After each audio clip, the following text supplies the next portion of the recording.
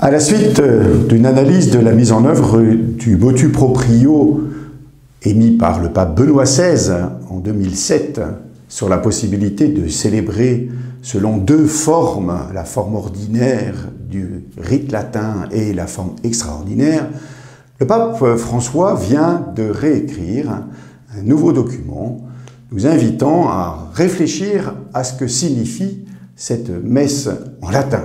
Quelques-uns me disent « il interdit la messe en latin ». Pas du tout.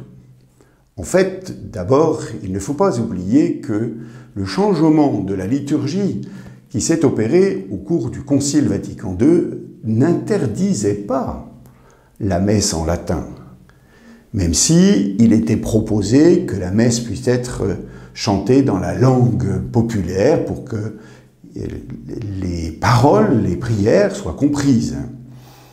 Mais il est toujours possible de célébrer la messe de Paul VI, comme l'on dit, en latin. Le pape nous invite à réfléchir sur les motivations qui incitent à vouloir plutôt la messe avec les chants grégoriens. Est-ce que c'est simplement une question de manière de prier ou est-ce que c'est une expression d'un refus de ce que vit l'Église?